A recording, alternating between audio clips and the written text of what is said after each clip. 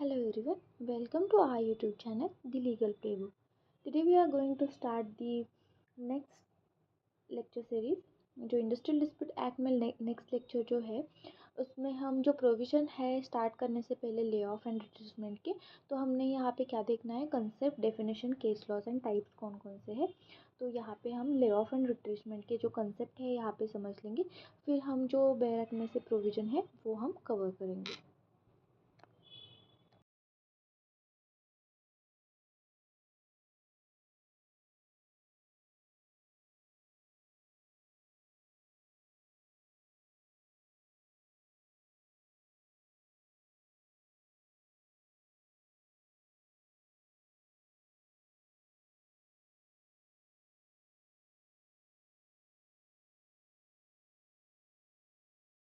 Of and रिट्रीसमेंट वो देखते हैं। ओके, तो ले ऑफ क्या है? अंडर सेक्शन 2 के ऑफ इंडस्ट्रियल डिस्प्यूट एक्ट 1947 में डिफाइंड है। तो ले ऑफ का मीनिंग क्या है? Lay off means temporary refusal of employment by the employer. Lay off किससे होता है? एम्प्लॉयर से होता है। जो temporary refusal of employment by the employer due to reason like shortage of raw materials, breakdown of the machineries, natural जो calamities होती है उसकी वजह से। तो यहाँ पे जो ले ऑफ कौन करता है? यहाँ पे ले ऑफ जो है एम्प्लॉयर करता है। तो आप ऐसे याद रख सकते हैं, ले ऑफ एंड लॉकआउट कौन करता है? एम्प्लॉयर करता है। स्ट्राइक जो है वो कौन करता है?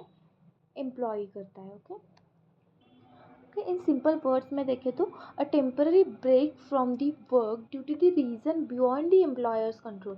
यहाँ पे रीज़न क्या है? जो एम्प्लॉयर्स कंट्रोल के बियॉन्ड है, but the worker is not terminated. Worker यहाँ पे टर्मिनेट नहीं होंगे, यहाँ पे टेम्पररी बेसिस पे वर्क स्टॉप होगा यहाँ पे। Okay, the worker stay on the company's roll but not given the work for the time being. उसके बाद हम देखेंगे कंडीशंस कौन कौन से हैं, तो कंडीशंस देखेंगे।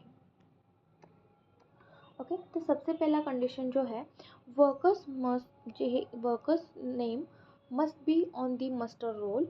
अटेंडेंस रजिस्ट्रार जो रहता है यहाँ पे, जो वर्कर्स का नेम है यहाँ पे मेंटेन रहना चाहिए, रजिस्टर होना चाहिए। उसके बाद second point, worker must not be given work और वेजेस। यहाँ पे worker must not given work और वेजेस नहीं होने चाहिए। थर्ड वन, यहाँ पे रीज़न शुड बी जेन्यून होगा and beyond the control of the work. Employer के हैंड में से बियॉन्ड होना चाहिए, कंट्रोल में नहीं होना चाहिए। तो कॉमन रीज़न क्या होता है यहाँ पे? कॉमन रीज़न जो है यहाँ पे शॉर्टेज ऑफ कोल, पावर और रॉ मटेरियल की वजह से, मशीनरी ब्रेकडाउन हो सकता है, नेचुरल डिज़ास्टर हो सकता है, accumulation of stock over the production होता है यहाँ पे। उसके बाद हम कंपनसेशन देखेंगे।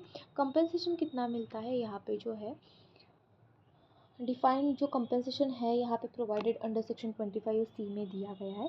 Lead off workers are entitle 50% of their wages जो है, 50% of wages, basic wages plus dearness allowances for the days, जितने डेज तक आपको जो है लेड ऑफ हुआ है वो पकड़ के, एंड एक्सक्लूडिंग हॉलीडेज जो है यहाँ पे, वीकली हॉलीडेज जो है यहाँ पे छोड़ के 50% प्लस डियरनेस अलाउंसेस यहाँ पे मिलेंगे। उसके बाद हम एक्सेप्शन देखेंगे। यहाँ पे एक्सेप्शन है, आपको कंपनसेशन नहीं मिलेगी। कब नहीं मिलेगा? जब no compensation is given if the worker refuses to alternative. आपको क्या हो रहा है यहाँ पे, मेरे जो इस्टेब्लिशमेंट है यहाँ पे जो है पावर ऑफ है एंड जो रॉ मटेरियल नहीं अवेलेबल नहीं है, तो मैंने क्या किया है यहाँ पे, मैंने वर्कर्स को क्या किया, अल्टरनेटिव जो वर्क है यहाँ पे सुटेबल वर्क उनको क्या किया, उनको प्रोवाइड किया। तो उन्होंने क्या किया यहाँ पे, वर्कर ने रिफ्यूज़ किया, तो यहाँ पे उनको मैंने कंपनसेशन नहीं देना है, कंपनसेशन कंपलसरी नहीं है। Worker does not report for the duty, अगर रिपोर्ट फॉर द ड्यूटी नहीं कर रहे तो यहाँ पे उनको कंपनसेशन नहीं मिलेगा।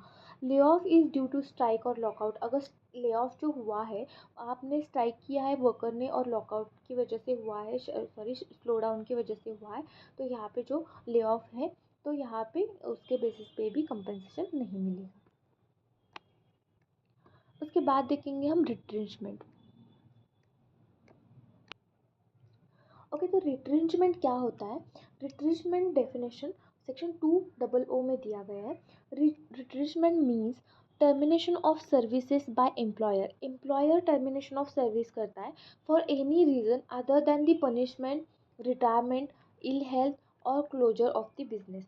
तो यहाँ पे क्या एनी रीज़न होगा।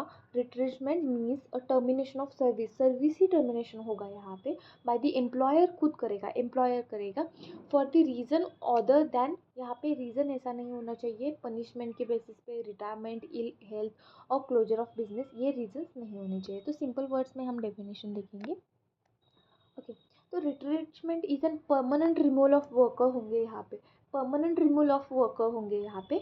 और बिजनेस रीजंस जो है यहाँ पे होंगे likely most cost cutting, company down sizing और एक्सेस स्टाफ, इसकी वजह से रिट्रेचमेंट हो रहा है, परमानेंट होगा। लेकिन ले ऑफ जो था यहाँ पे क्या था, टेम्पररी बेसिस पे था। रिट्रेचमेंट परमानेंट बेसिस पे होगा। ओके, तो यहाँ पे हम की पॉइंट्स देखेंगे। It is an permanent action होगा unlike lay off, lay off temporary action होगा।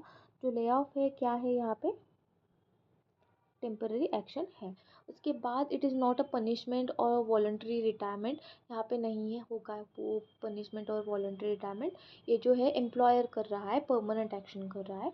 The employees is terminated due to business decision not due to the personal fault. यहाँ पे बिजनेस डिसीजन की वजह से क्या हो रहा है, यहाँ पे जो डिसीजन है वो आ रहा है, लेकिन यहाँ पे जो है पर्सनल फॉल्ट नहीं है।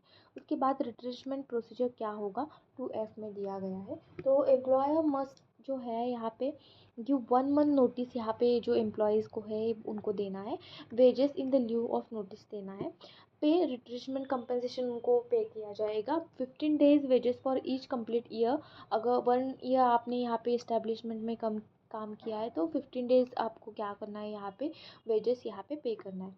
Inform the appropriate government authority को आपको जो है इन्फॉर्म करना है। उसके बाद देखेंगे हम डिफरेंस बिटवीन द ले ऑफ एंड रिट्रेसमेंट। तो यहाँ पे पॉइंट है, यहाँ पे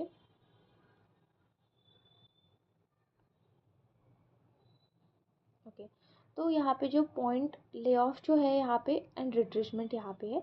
तो ले ऑफ का नेचर कैसा है, यहाँ पे टेम्पररी नेचर है। ओके, ले ऑफ का नेचर कैसा है, यहाँ पे टेम्पररी नेचर है। रिट्रेसमेंट का परमानेंट नेचर है।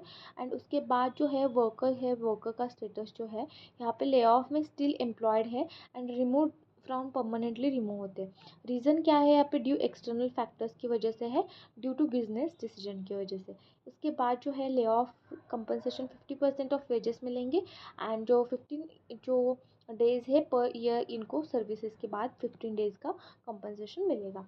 इंटेंशन क्या है, रिज्यूम द वर्क लेटर। यहाँ पे इंटेंशन जो है बाद में यहाँ पे क्या होगा, जो टेम्पररी जो यहाँ पे कंडीशंस है उसके बाद जो है फेल्योर है, उसके बाद यहाँ पे वर्क स्टार्ट होगा। यहाँ पे नो इंटेंशन टू रिज्यूम करने का कोई भी इंटेंशन नहीं है। तो टाइप्स में कौन से आएगा, यहाँ पे इन प्रैक्टिस ये जो टाइप्स है, लेकिन यहाँ पे जो लीगल जो टाइप्स है यहाँ पे कोई भी ले ऑफ एंड रिट्रेसमेंट के टाइप्स नहीं है। तो ले ऑफ जो है यहाँ पे no legal types but it can occur due to technical reasons, natural calamities, financial crisis और रॉ मटेरियल्स। उसके बाद देखेंगे for the retrenchment, no legal types but often economic retrenchment, cost cutting, technological retrenchment, automation यहाँ पे मिलेगा। Third one is an reduce जो based है more staff then needed यहाँ पे जो है।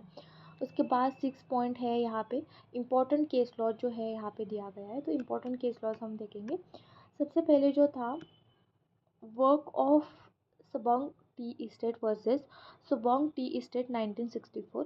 यहाँ पे lay off must be due to the reason of listed act जो 2K के रिलेटेड है, ट्रिपल के उसके रिलेटेड ही है।